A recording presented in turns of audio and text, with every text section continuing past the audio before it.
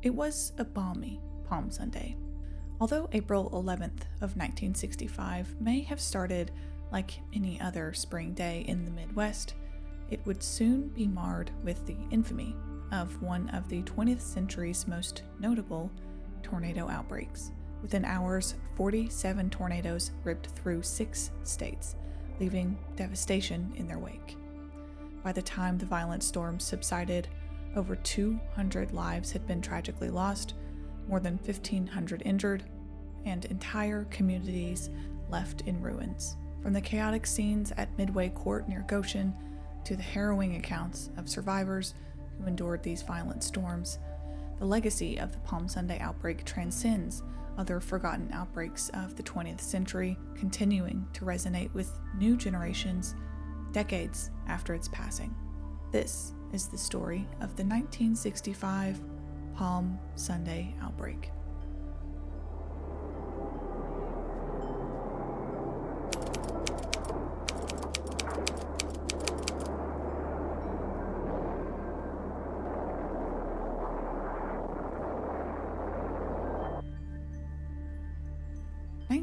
'65. It's been 17 years since the very first tornado forecast was ever created in March of 1948 at the Tinker Air Force Base. While tornado forecasting was still very much in its infancy in 1965, there had still been recent and notable changes since 1948 in weather awareness for the public. Just over a decade prior, the Severe Storms Forecast Centers were present in 48 states across the country before being renamed the CELS facilities in 1953. This would be the predecessor to what would ultimately become the modern-day SPC. These CELS facilities provided around-the-clock coverage for their forecasting areas, and this did include tornado forecasts. This, combined with the first ever air raid siren test in Wichita in 1952, allowed for huge progressions for the general public's awareness and safety from severe weather. But despite these progressions, there was clearly still a lot of work to be done, and while tornado sirens did exist for some specific areas in the plains, widespread implementation of outdoor sirens and upgraded weather radars wouldn't come until the 1970s and 1980s. So this is the sort of societal context through the lens of meteorology that we're taking into the discussion of the Palm Sunday outbreak.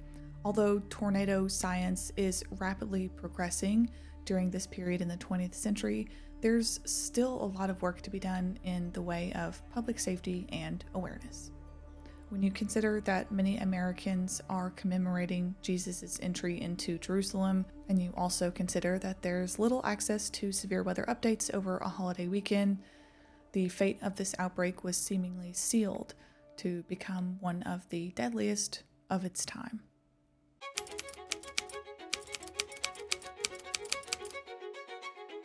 It's 7 a.m. on April 11th, 1965. As dawn broke on the morning of the outbreak, the upper air analysis showed a closed low advancing towards the Great Lakes, with a trailing cold front enhanced by a pronounced dryland setup near eastern Kansas. This low-pressure system would rapidly intensify, with its central pressure dropping from 990 to 985 millibars in just a few hours. Ahead of this low, southerly winds drove a brief warming trend, with temperatures soaring between 83 to 85 degrees Fahrenheit from St. Louis to Chicago. This warmth, combined with ample moisture, produced CAPE values exceeding 1,000 joules per kilogram, more than enough to sustain powerful storms. Coincident with these surface conditions, a strong jet stream swept across the southern plains, bringing exceptional wind shear. Observations near Peoria and Topeka at the lower levels recorded intense vertical wind changes with height, a key ingredient for tornado development. By early afternoon, as people across the Midwest carried on with their Sunday routines, the warm sector, a sprawling expanse of sunlit, unstable air, had firmly taken hold, with a deepening low-pressure center, a trailing cold front and dry line, powerful upper-level winds, and a moisture-laden atmosphere converging. The stage was set for what meteorologists recognize as a textbook severe weather setup.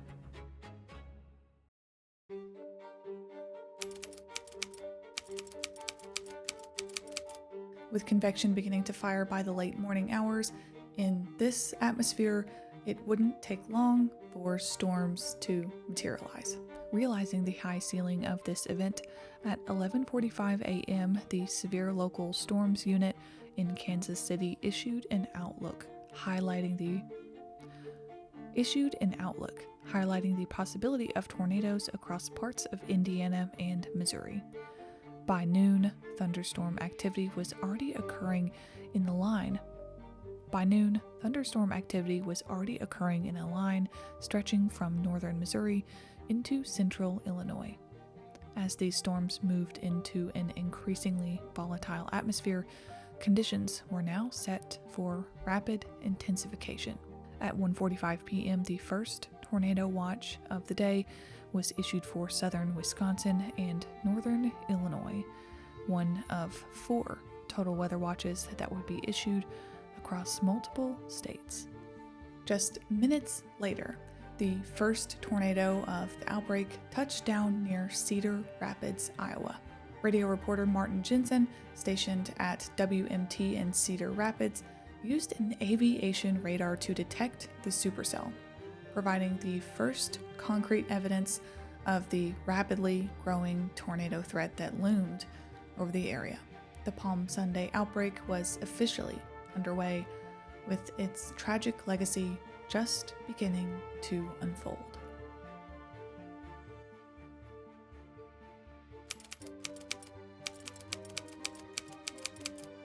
The Palm Sunday tornado outbreak begins with tornado families A and B.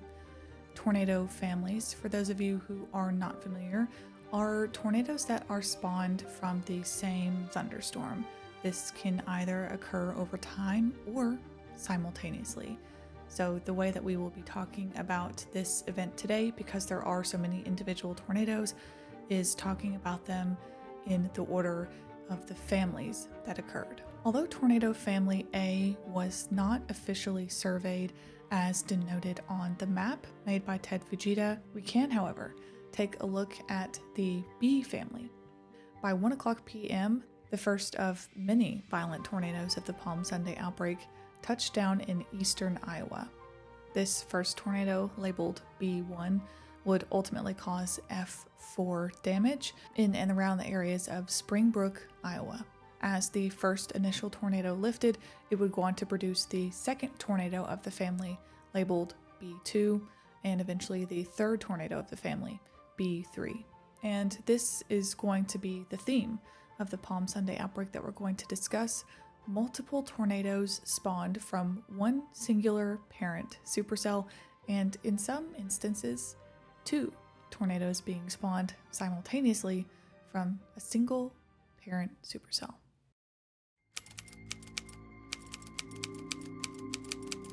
Similar to tornado families A and B, families C through G would wreak havoc across portions of extreme northern Illinois into southern Wisconsin, the most notable of which was a violent F4 twister, the first of the F family, that moved through portions of Lakewood, Crystal Lake, and Island Lake in northern Illinois. Touching down at 3:20 p.m. Central Time, this initially rope-like funnel would quickly intensify into a powerful stovepipe tornado, moving at speeds of 60 to 65 miles per hour as it tore through Crystal Lake, destroying homes and claiming its first of several lives along a barn on U.S. Route 14. F4 destruction would be evident within homes and residential areas in the Colby and Orchard Acres subdivisions, many of which were swept off their foundations and moved blocks away. Unfortunately, this would just again be one of many instances of violent tornadoes still yet to come in the Palm Sunday outbreak. 5:52 p.m. The South Bend, Indiana Weather Bureau, serving Grand Rapids, Michigan, releases a press statement including a severe thunderstorm and tornado warning. 2 minutes later, at 5:54 Central Time, the tornado is spotted near East Allendale, the width and intensity rapidly growing as it moved towards the northern suburbs of Comstock Park. While no more than half a mile in width, this storm would continue on through the residential areas for over 24 miles. The storm would ultimately cause 5 fatalities and 140 plus injuries, receiving an F4 rating, an incredible feat for the state of Michigan.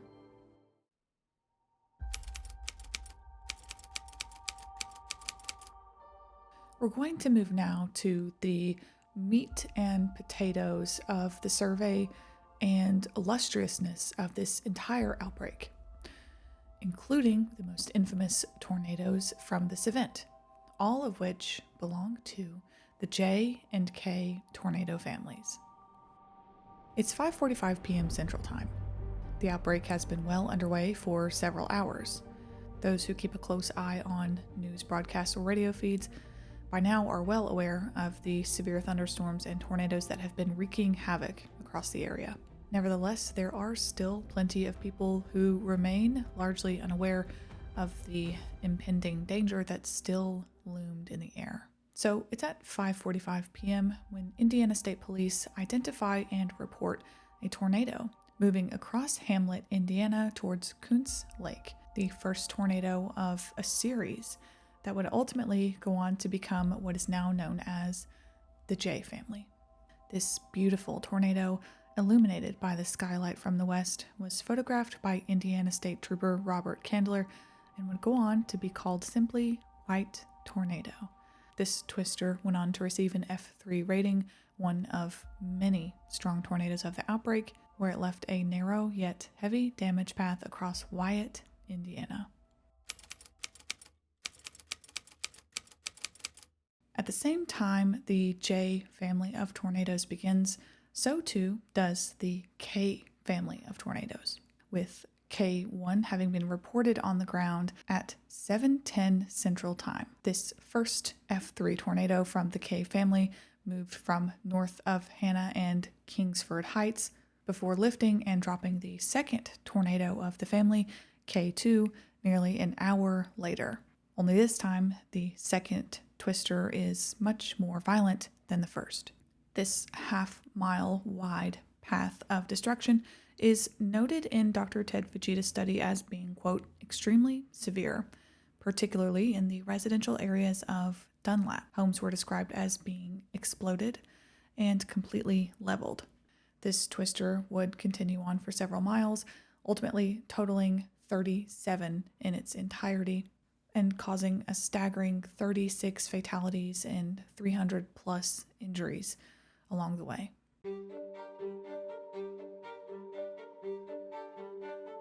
While the tornado outbreak is fully underway and the K family continues to produce violent tornadoes to the north of Dunlap, another prolific tornado, one that would go on to become arguably the most infamous of this entire outbreak, has just formed.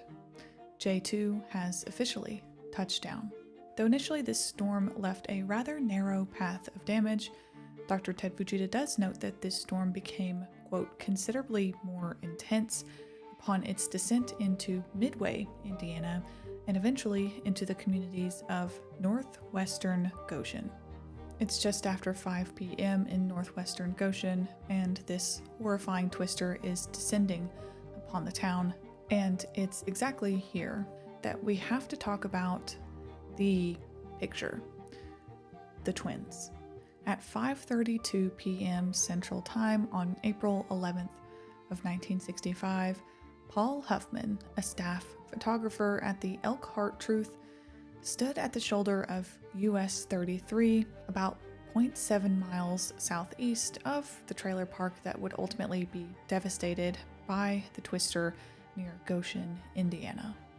He captured 6 historic photos of what would ultimately become known as the Twin Funnels. These images, now iconic, documented a single tornado splitting into 2 funnels before merging back into one within about a minute. Despite having already covered several of the most notable tornadoes in the Palm Sunday outbreak, there's still so many strong twisters from the A through J families that we weren't even able to touch on. Of the J and K families specifically, these two horrifying parent supercells weren't even finished producing their awe-inspiring work, with the next two twisters they produced moving from northeastern Indiana into southern Michigan, this time intersecting, almost dancing together as they rip a trail of destruction so close together they seemed to intertwine. J4, the violent F4, would be the first to touch down in Orland, Indiana, before crossing the state line into Michigan and being joined by the third of the K family tornadoes, K3. These tornadoes were so close together that the surveyed damage swath is noted as having been 2 to 3 miles wide in some areas. Dr. Ted Fujita noting that there was immense difficulty in discerning their damage paths, both because of the immense width and the intensity of the violence of which they unleashed. One other interesting theory by Dr. Ted Fujita about these twisters as they moved along Lake Pleasant was that there was an additional effect of damage caused by water being sucked up from the lake and carried by these twisters, writing that, quote, most of the trees on the shore were stripped and torn as though water, spray, and droplets caught in the tornado wind had acted like flying bullets. Though the Palm Sunday outbreak is far from over by the early evening hours, with tornado families extending all the way to the R family, the last long track supercell I want to cover comes from the L family. The first funnel that is dropped from this parent supercell begins around Lafayette in central Indiana. After the L1 twister lifts, the second twister in this family, L2, becomes quickly the most notable, having caused 25 deaths as it moved from portions of Rushville, Greentown, southern Kokomo, and Alto, Indiana. 90% of the structures in Rushville were damaged or destroyed. As the funnel approached the communities of Alto and Kokomo, it reached a horrifying width of 1 mile, with hundreds of homes destroyed in its path. Rather than simply describing the damage to you, we can in fact listen to the very same sounds of this tornado that the residents of Alto heard as it passed the local church. Would not need to call people back to God if they were serving God as fervently as was.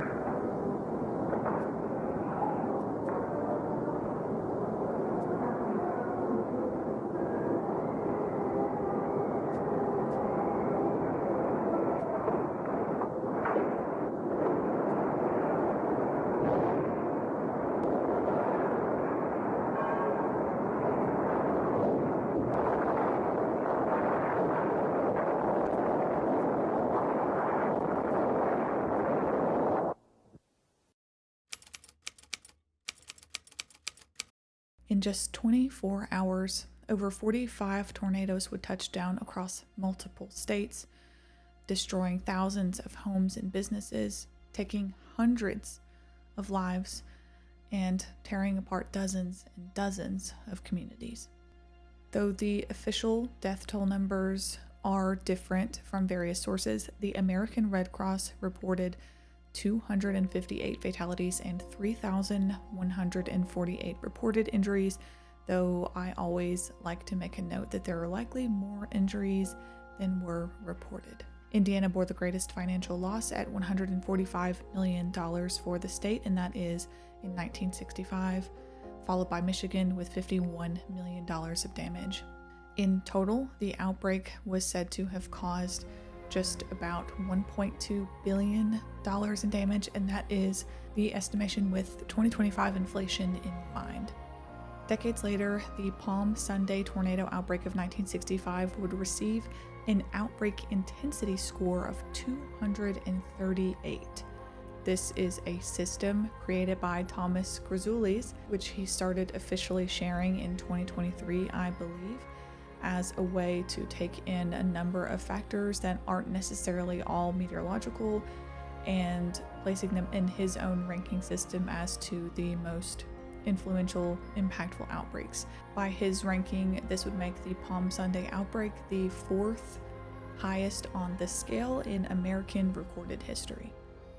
How do you begin to fully encapsulate a disaster and tragedy of this magnitude? While we can't begin to cover every single story or even every single tornado that happened on April 11th, we can, however, take a look at just a few of the thousands of stories of people who experienced this outbreak.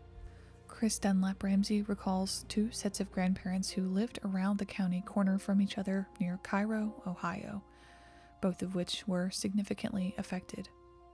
One couple got into the basement just in time but lost everything.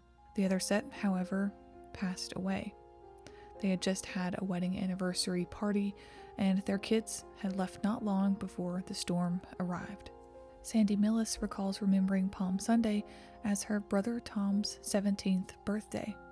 Family and friends came out to their house on 6 Mile Road for a spring dinner. While listening to the radio at home, a weather warning came across the radio. Sandy recalls seeing her brother Tom and his girlfriend Mary out by the shed as it began to fall apart around them, everything swirling around them as they just laid on the floor. Sandy recalls, "We were hit with grit and pieces of wood, and I could only imagine that we were dying.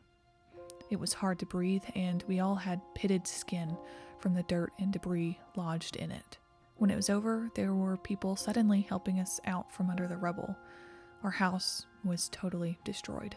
I remember seeing Grandma sitting in her chair, but she was covered with grit and looked unusual. My sister Linda was bleeding from her head and back, and my other sister Sal had a head gash so deep there was a piece of wood stuck in it. I remember seeing my brother Tom out in the field with a limp, fractured arm, and it was only then, when medical personnel came for Tom's girlfriend Mary, that they realized her body was in the field. Sadly, Mary passed away and became one of the victims of the outbreak." And it's not just the personal stories of violence and death, though there are thousands that could be told. It's the stories of communities, some of which went on to recover and some didn't, that really give you the full encapsulation of the story of that balmy Palm Sunday. Hillsdale County in Michigan was struck by the K&J family of tornadoes, some of the most violent of the day. One article from the Hillsdale Historical Society discusses the aftermath of that day. Quote, "The day after the tornadoes dawned bright and sunny, seeming to mock the savage destruction on the ground. Stunned people poked aimlessly through their ruined belongings, often brought to a standstill by the weight of what they'd just lost. Into the breach, as they always do, stepped the American Red Cross and Salvation Army, letting survivors know that they were not alone and that recovery was possible.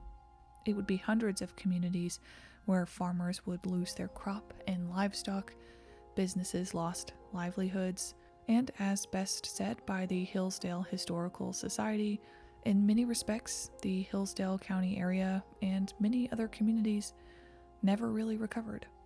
There are almost as many stories of tiny, overlooked communities and individual families that never made it past this event." Within the first 24 hours after the outbreak, on April 12th, a Cessna 310 was chartered to fly over the damage at 2,000 feet to assess the outbreak, about 7,000 miles of which were flown in the company of Dr. Ted Fujita and Bernard Ginsberg, a photographer responsible for the incredible aerial shots of this event, photography that would later go on to become part of a published study that would fully dissect this outbreak. This study would take years to complete and would ultimately be published in January of 1970, just a few months before the Lubbock tornado of 1970, which, if you've seen that video that I made, was instrumental in tornado science and understanding, particularly through the lens of Dr. Ted Fujita's theories. A majority of the information that I'm using today is coming from this study, so if it's something that interests you or you want to know where a lot of the photos are coming from, they're largely from this publication that I will have linked in the description for you if you want to check it out. I highly encourage you to do so. It's fascinating. Now, this wouldn't be one of my videos if I didn't talk about the societal implications of the outbreak itself. Meteorology, tornado events, and generational outbreaks like this one are often defined by numbers and records. Most tornadoes in an outbreak, most violent tornadoes in an outbreak, number of violent tornadoes in 24 hours. But I know that all of us here share the same sentiment that tornadoes, no matter how many or how violent, are so much more than data points. These events permanently alter or reshape the way individuals and groups of people perceive weather events. They influence whether someone views storms with fascination or with fear, how much they decide to pay attention to forecasts, and their willingness to learn about severe weather preparedness. Generational outbreaks drive governments to invest in mitigation programs, they inspire children to become meteorologists or emergency responders, and they push innovators to develop better technologies and solutions. And the 1965 Palm Sunday outbreak wasn't just a large-scale tornado event. It was a turning point. It's tragic events like this one that really propel the science forward, even through the immense loss. So with that, let's talk about some of the changes that occurred in the year 1965 and beyond. It would be in the year 1965 that Alan Pearson became director of the National Severe Storms Forecast Center. During his tenure, he collaborated with Dr. Ted Fujita to develop what became the Fujita scale, a landmark tool for classifying tornadoes. And though this fact is often overlooked, the original scale is actually called the Pearson-Fujita scale. Alan Pearson went on to have an expansive and incredible decades-long career, of which it is difficult to overstate his accomplishments in the field. This outbreak also marked a turning point for the Severe Local Storms, or SELS unit, highlighting the need for better forecasting. In the year 1955, SELS officially transitioned to the SPC, and by 1997, the SPC moved to Norman, Oklahoma, where it continues to lead severe weather forecasting and research. And there's so much more history beyond that we've already discussed at length in my videos. If you want a timeline that I'm referring to from NOAA and the SPC, I'll have it linked below so you can get a full encapsulation of the history of the SPC. And there's so much more history that we've already discussed at length on this channel. The bottom line is that the Palm Sunday outbreak of 1965 was arguably one of the most formative events in SELS history, setting the stage for advancements to come in severe weather forecasting and response. What I love so much about covering 20th century meteorological or severe weather tornado events is the ability for us to talk about the progression that's been made in the past few decades. Events of modern times now are certainly interesting to me, of course, but to me there's nothing more fascinating than being able to really conceptualize how much progression happened in the latter half of the 20th century for meteorology. It's exactly events like the Palm Sunday outbreak of 1965, the Lubbock, Texas F5 of 1970 a few years later, and then the generational 1974 outbreak as well, that influenced the most scientific progression. Again, even despite the immense loss, there was still something positive that could come from this amount of tragedy, and that was progression for future generations to be able to be safer during these events.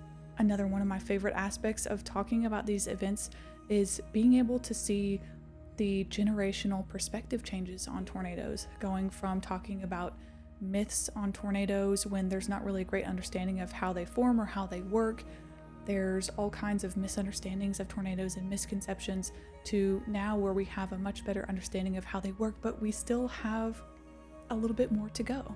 From the perception of tornadoes being God's wrath on society to theories on double funnels, and now we have 700 mile per hour suction vortice theories.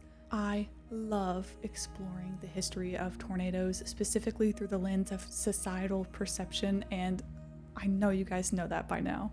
I would love to know what you guys think about the Palm Sunday outbreak specifically, if you have looked at that Ted Vegeta study or not, and what you guys think. There have been several other really incredible videos made on the Palm Sunday outbreak, so this is probably not the first one you're seeing, but if you're like me, I could watch 7 or 8 videos on the same topic and still get something from each and every one of them, and that's what I love about this space. So if you made it this far, I just want to say thank you so much, and I am so excited to kind of be starting content creation again in 2025. I transparently did not mean to take a break at the latter half of 2024 after my last video, and things just kept happening in my personal life that compounded in such a way that I didn't really have I wasn't in the right mind space to make content. And I hope you all understand that I don't feel like I have to explain that too much. It wasn't intentional, but I do apologize for being gone for a couple months, but I promise you it was something I very much mentally needed. And you guys know I frequently talk about mental health advocacy on this channel, especially with my brand, Two Storms. And I don't just talk about it because I think it's a fun talking point. I talk about it because I struggle immensely with my own mental health, and I don't want to elaborate on it. It feels really personal, but it is something that is near and dear to me, and it is something that I frequently struggle with on a daily basis. That's all I really have. Yeah. Thank you guys so much for watching. If you made it this far, wow, holy cow. Some of you I have seen on Storm Chaser Coaching. There we launched the founding member sale 2 weeks ago. So at the beginning of January, if you are there, again, I would love to talk to you and say hello. I've already met a couple of you there, and very excited for our storm chasing journey this year. I'll have a link to that below as well if you're interested in Storm Chaser Coaching. And that's really it. I've said that 7 times now. That's it, guys, really. Thank you so much. I will see you all in the next one. Bye.